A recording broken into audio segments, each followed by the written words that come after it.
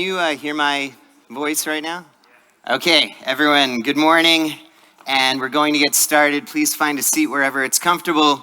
I'm Adam Komisarov, the president of IAIR, and I'd like to begin by saying welcome, you inspiring, brilliant interculturalists.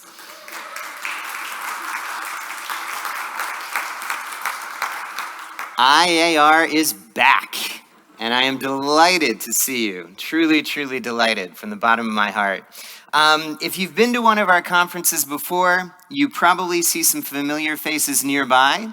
And if you've not, I guarantee you're sitting near some fascinating people. Please take a moment to greet someone nearby with a nod, a wave, or a hello, as IAIR is about community and academic intellectual research community. Go ahead. I'm going to pause for a moment. Okay. Wonderful. Thank you. It's been 3 interminably long years since we could last meet. Since then, we've been confronted with seemingly crisis after crisis and momentous changes. We've encountered a pandemic, a worsening climate crisis, an increasingly unstable global financial system, and in many nations, greater support for nativist, xenophobic ideologies that exclude those who are perceived as different from a narrow mainstream defined in terms of ethnicity, race, gender, sexual orientation, and/or religion, to name just a few. In other words, values that we as interculturalists espouse, such as acceptance, diversity, equity, and inclusion, are increasingly under assault. Therefore, more than ever, it is essential that we share with the world what we've learned about creating positive intercultural communication and relational outcomes, as our world has never been in greater need of such knowledge and communication skills to cooperatively tackle global problems that affect and in some cases endanger us all. As they say, when the going gets tough, the tough get going. Now is the time to show the world what we are made of. In planning this conference, IAIR has had to navigate some of these challenges. One such issue is that of masking. First, let me be clear. IAIR's Executive Council, Board of Directors, and conference organizers are asking people to mask, but this is different from a masking mandate. We have no secret police who will whisk you away if you do not mask, nor do we have secret cameras set up to film non-compliers. This being Switzerland, we do have a modest dungeon to detain people, but the conference organizers have assured me there's an unlimited supply of chocolate and cheese fondue to help you pass the time, as well as free yodeling lessons. Seriously though, masking presents a challenge because we have conflicting values on our views shaping this issue. On one hand, some of us believe in their individual rights to choose and refuse to wear a mask as we live in free societies, and others adopt masking as a means of protecting the safety of those around them, both those who they care deeply about as well as strangers they encounter on any given day. In many ways, this is a classic conflict between individualism and collectivism. However, as we know as interculturalists, it is critical not only to recognize conflicting values, but also to consider them contextually. That is, what each set of values and the choices they engender help to constructively manage the conflict at hand. Also, it's important to try to create inclusive spaces when possible. So, to those ends, our conference organizers have arranged to hold many social events such as daily meals, both indoors and outdoors. In outdoor spaces, masks are completely optional, so the individual choice is yours. Indoors, we do ask that people mask except when they're giving a speech or presentation, as I am now, with adequate distance from the audience to keep listeners safe. And speakers, please don't lick the microphones, okay? Thank you. Very important, very important. We're doing this because we value the safety of our members, as we are part of a community, the IAIR community, and we ask you to protect the health of others, especially our more vulnerable members, such as the elderly and immunocompromised. We also have members returning to countries where they cannot fly unless they have a negative COVID test before they board the plane, so we want to make sure everyone can go home on time. Moreover, we want to avoid the situation where some of you get COVID and become too sick to fly. Switzerland is an expensive place to get stuck in, and many of us have work, family, and other obligations waiting for us at home right after the conference. As you can see, the conference organizers, executive council, and the board of directors have ruminated over and discussed this issue for many, many hours. And we've devised these measures to protect people with a modicum of choice, but also to keep the collective community safe and healthy, which is a far more enjoyable way to spend the conference than sick in bed. You've all come a long way, spent a great deal of time and money to be here, so let's try to ensure everyone can fully experience what they came for. We ask for and thank you for your cooperation on this matter. In fact, we hope that your biggest problem at the conference is you're looking at the program and thinking, at 10 o'clock I want to go to this presentation and this presentation and this presentation, and you can't decide where to go, because that's how I felt when I looked at the program that Stefan posted online. Our conference theme is Fostering Intercultural Hearts and Minds, Applying Intercultural Research for a Sustainable Future. I'd like to take a moment to ponder, how can we rise to this challenge of applying intercultural research for a sustainable future? It is indeed a tall order, but not one that is above or beyond us. One way that's been helpful in my work as a researcher and educator is to focus on what Martin Seligman of the University of Pennsylvania and the founder of positive psychology has termed flourishing, or living life well. In a manner that goes beyond momentary pleasure, but embraces connection with other human beings. And it also involves a deep sense of fulfillment with the life that someone has lived.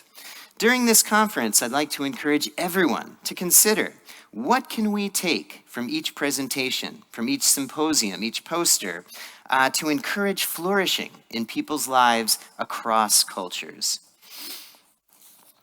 Certainly, I've noticed in a plethora of the literature of our field, a focus on problems, defining them, describing the dynamics contributing to them, and finding interrelationships between the variables that help us achieve those ends. But what can we do, given those findings, to improve the lives of people, to make more of us flourish in a variety of cultural contexts? I've encouraged these challenges in my own research. Currently, my co-authors and I are working on a manuscript about national identity in Japan, in which we examine how perceptions of immigrant threat may make Japanese less accepting of those immigrants. That is, by the way, a very consistent finding in cultures around the world. So not just in Japan, this is predicted by integrated threat theory. We're also testing whether perceptions that immigrants contribute to Japanese society make Japanese people more accepting of immigrants. In writing this paper, it was easy to find an extensive body of literature of work addressing threat and its impact on perception of immigrants. But when I tried to couch our theoretical framework and findings about contribution in the literature, there was little to be found. In other words, we understand a great deal about perceptions of threat and how they influence group inclusiveness, but little about more positively framed variables such as perceptions of contribution. While there is an integrated threat theory, there is not a correlated integrated contribution theory. Given this state of knowledge, we can readily design intercultural training and education programs that attempt to diminish perceptions of immigrant threat, but we're not in the same position to do so with augmenting perceptions of contribution, since we know comparatively less about it. My hope is by focusing on variables such as perceptions of immigrant contribution, we can eventually design intercultural training and educational programs to help immigrants to see themselves as contributors to their receiving societies, while also promulgating such positive media imagery and cognitive prototypes among members of their receiving societies. Given this experience and similar ones over the past 25 years of researching intercultural communication and relations, I can see the need to include variables in our research that promote positive intercultural outcomes. Those that put us in a better position not only to edify the public about what's going wrong in intercultural relations and communication, but also what's going well and how to augment those outcomes with the goal of enhancing flourishing, both interpersonally and individually, in the broad variety of cultural groups that we all research. Finally, I'd like to emphasize that the 2022 Rapperswil Conference is going to be amazing.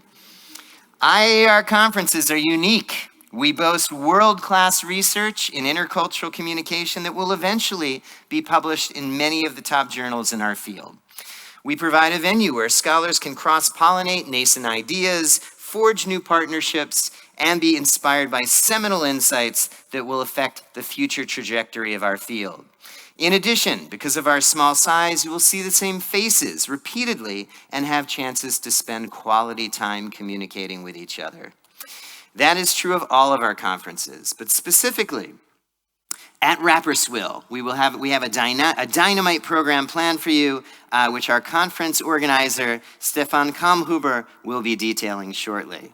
Everyone, put on your seatbelts, because we are about to embark on an experience that I hope will provide you with the inspiration to return to the world outside, be galvanized in your intercultural work, and make a constructive difference in combating the pressing global problems that we face, while co-creating a sustainable future. Thank you so much.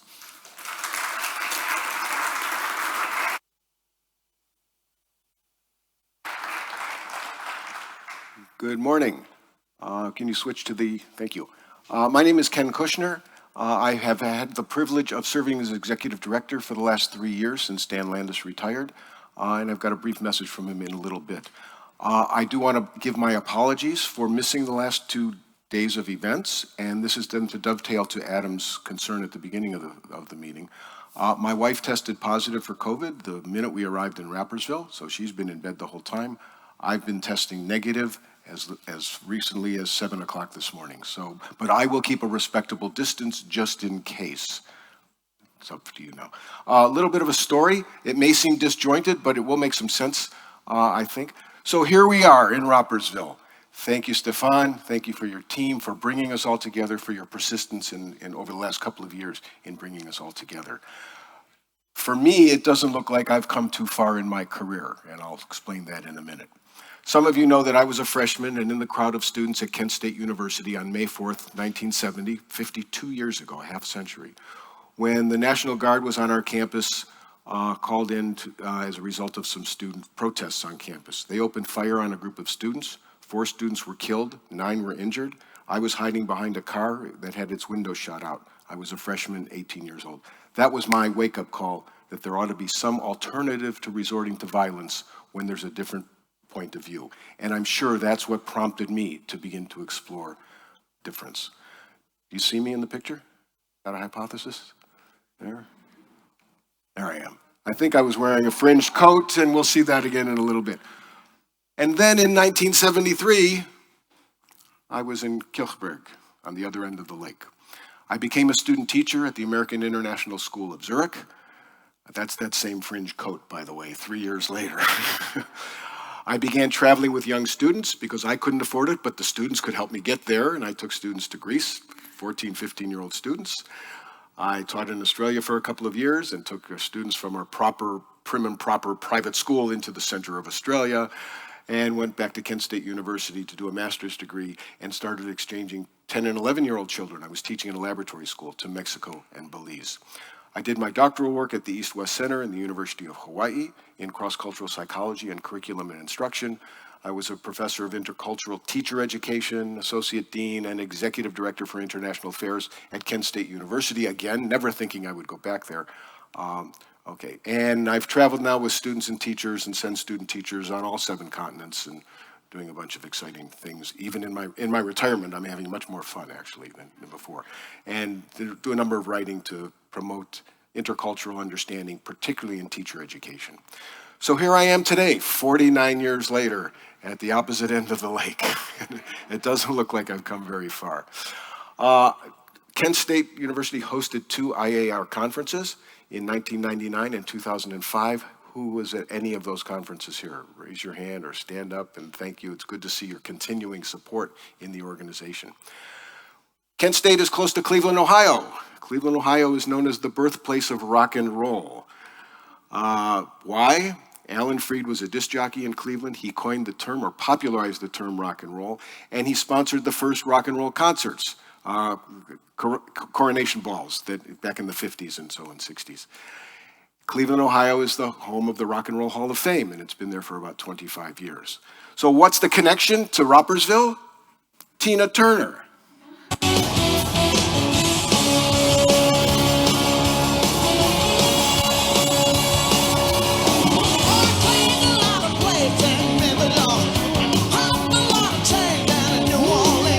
You can dance. You can get up and dance if you want. Okay, so Tina Turner retired to Ropersville. I think she bought a $76 million mansion, and I'm going to make you responsible for finding it. She was inducted in the Rock and Roll Hall of Fame in 2021 for her second time. First was with Ike and Tina, and then this last time on her own. I don't think she whoops, backwards here. We tried to get Tina Turner to make a presence here, but that didn't work. So we tried other ways. Some of you know Jenny Mahon, who's a fellow, and she's arriving sometime later today. Her brother, John Mahon, has been the percussionist for Elton John for the last 25 years. So I asked Jenny to contact John to see if Tina could come, and right away he came back, no Tina. So I think Elton and Tina had a falling out many years ago, and so right from the end, so that didn't work. So what I've got here, I got a couple T-shirts here that I'm going to give one to Adam and two to Stefan. They're the 2021 induction T-shirts. And so, Stefan, when you're out and about and if you see Tina, one of those shirts is for her because she did not make it to the induction ceremony at the time. No Academy funds were used in the purchase of this merchandise, okay? So it's just a gift. Enjoy them. This is her home. If you don't know it, Stefan, look for it, drive by, drop it in the mailbox, tell her it's a gift from the Academy. Now, on a little bit more serious note, Dan Landis, who turned 86 years old just a couple of days ago, sent just a short message. One is that he's never could have imagined when he created the journal, IAIR, a number of years ago, that it would have reached where it is today, the status that it is today, that there would be more than 400 submissions in a year, and 6 volumes with close to 200 pages in each volume. So he's really pleased with that. And he's also a little concerned that the field is getting a little bit unsure of itself, and maybe each year we should create a special issue that looks at theory development within the Academy, within the field. So those are the messages from him. The other is he wished that he could be here with us. Perhaps he can join us in Philadelphia. He was born in Philadelphia. He had a master's degree from Temple University. He lived there for 12 years. His daughter was born there. And he says they have the best Philly cheesecakes. What is it? Thank you. I'm a vegetarian. Thank you. So make sure that you get that there. And then on a really more serious note, and I'll leave it at this, we've lost some big figures in our field. So I put together a 3 or 4 minute kind of tribute to those that we've lost in the field. So we'll let this run for just a couple minutes.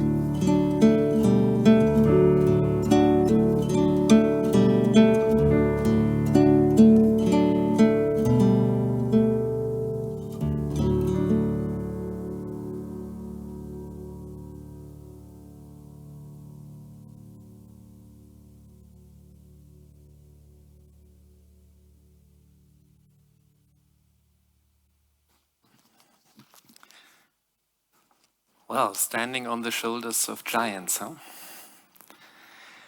Can we go back to the other presentation?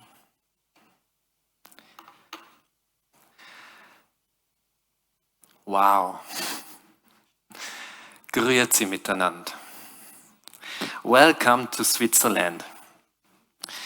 Welcome to the Eastern Switzerland University of Applied Sciences, to Ost, to Rapperswil-Jona, the city of roses in the canton of St. Gallen. I hope you all had a good journey here to this cozy place, and your luggage has also arrived.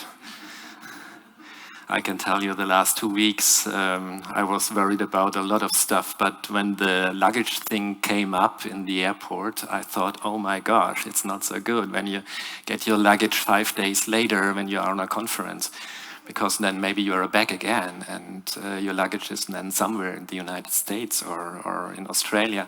But here you are, and I'm so happy to see so many familiar faces again.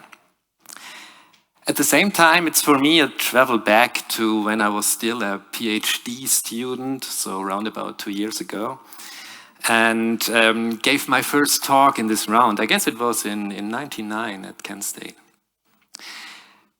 I was nervous, very nervous, sweaty hands, always afraid of not understanding a question or telling something that would be torn apart by someone with a big name. A bit like in the dentist's waiting zone, expecting a root canal surgery. But then, there was the one and only Bavuk. I don't know if he's already arrived this morning. Not yet. For example, Bavuk, sitting in the audience with his benevolent, supportive smile, helping me in the discussion. And not only him, but there were so many whose names I had read so often in the books and who then turned out to be actual earthly beings. And moreover, exceedingly friendly and funny ones with whom one could simply chat at these conferences. And if someone asked me today what is so special about IAIR, I would always say family-like and open-minded. And so I'm so happy that we are now able to host the family reunion here in Switzerland, and we hope that you feel accordingly comfortable. But we are not only here to cultivate our family ties, but above all to deal with the great challenges, which are so much greater than in the time when I was a doctoral student, and as a German, hoped with Fukuyama for the end of history after the fall of the Berlin Wall. Today, this seems to be a romantic time, caught up with a harsh reality that consists mainly of worries. Worries about whether we can mitigate climate change enough to still pass on a little bit of the world to future generations. Worries about whether we will ever get out of the pandemic state. Worries about the resurgence of authoritarian and totalitarian systems that stifle free thought, speech, and life. worries about the polarization and tribalism in our societies, which makes communication and mutual understanding more and more futile. Although we have so many communication platforms and technologies as never before. Worries about cold and cynically planned wars that cost the lives of so many innocent people. But there is still us. We have the expertise of how to promote understanding, even if you have been socialized very differently, or how to shift perspectives, or how to engage people to motivate them for collective action. It is our time as intercultural researchers and practitioners to give hope and constructive recommendations to the world, develop positive perspectives for the future instead of giving up hope because the challenge might be too big. Only then we will win people's hearts and minds, as the logo of our conference shows. And only then will we actually become sustainable in social, ecological, and economic terms. Who, if not us? When, if not now? That's why it's good that we are holding this conference at a so-called University of Applied Sciences. Our educational goal here is to create an educational ecosystem for students to become reflective practitioners in their discipline. And this is quite a difficult task because the internal dynamics of our society stand in the way. Hartmut Rosa, a great German sociologist, has argued very convincingly that the basic principle of our time is acceleration. An acceleration for which we are developing technologies in order to master it and to give us efficiency gains. We should have an incredible amount of free time compared to the late 90s. After all, we've made such fantastic inventions that let us do everything in a fraction of a second that used to take days. But it's not like that. Because at the same time, the amount of work is increasing exponentially and we are running on the hamster wheel. The first victim of this hamster wheel is our ability to reflect. We are so busy that we barely have time to reflect on things. Many of us would like to read more articles, but they have to write so many papers because without trillions of publication, you can hardly make an academic career. Intercultural learning only works with enough time for reflection, for pausing, for looking closely, for patient, appreciative exchange. At this conference, we would like to offer you ample opportunity for reflecting and exchanging ideas. We have a lot of program elements, but within our sessions, in the coffee breaks, our aperos, there's enough time to discuss and challenge our own horizons. Speaking of coffee breaks, here's an introduction to Swiss-German right away. While reading the program, you may have wondered what Znüni and Zviri are. Znüni is the morning break at 9, Znüni. And Zviri is the afternoon break at 4, Zviri. So you can speak perfectly fluent Swiss German after this conference. Our conference is a hybrid conference for the first time in IAIR history. About 1/3 of the participants have joined virtually this time. Our sessions will feature presentations in person and online live or online with video.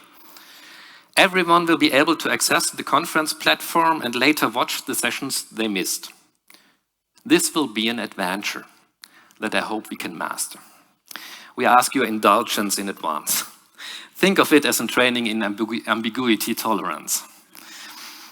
I would like to introduce you to the local organizing team of this conference. Without them, we would not have a conference like that. So Krista, Corinna, Suna, are you here in the room? Krista, where are you? Yes, Krista. So Krista, you got to know yesterday from the welcome desk.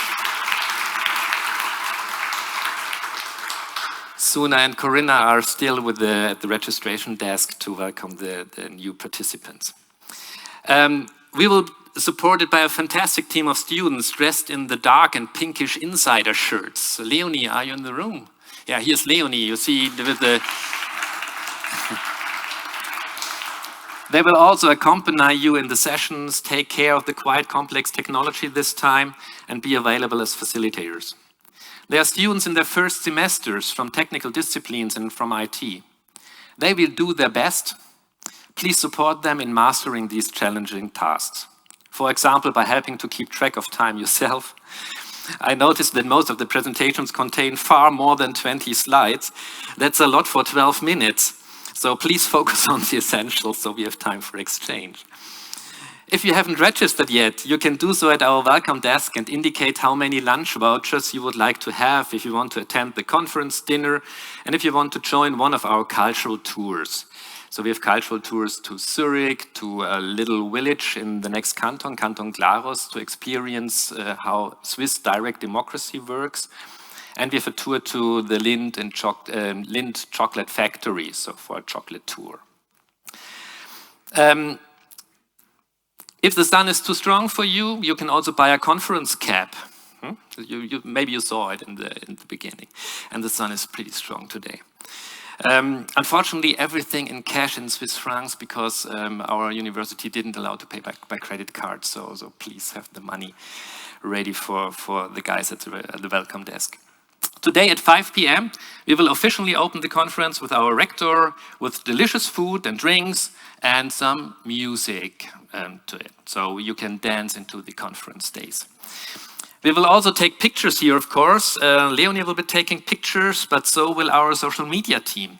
If you don't want to be in the pictures, please let the photographers know.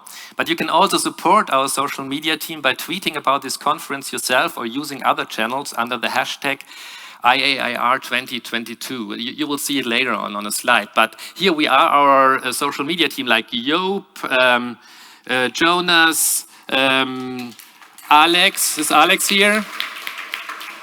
And who is my Soyan, where are you? Soyan is over there. So just let them know if you don't want to be on the pics, and then we will deal with that. We have tried to design this conference with less paper than other conferences. That's why you will see the QR code everywhere on your badge for the program and for the Wi-Fi. And will lead you always to the current conference program. You can also support our facility management if you pay attention to waste separation. We just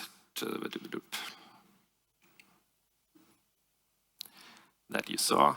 Here you go. Maybe you saw these boxes. So the blue one for the plastic, the yellow for the aluminum cans, etc., and the black one for the non-recyclable waste. So that's easy.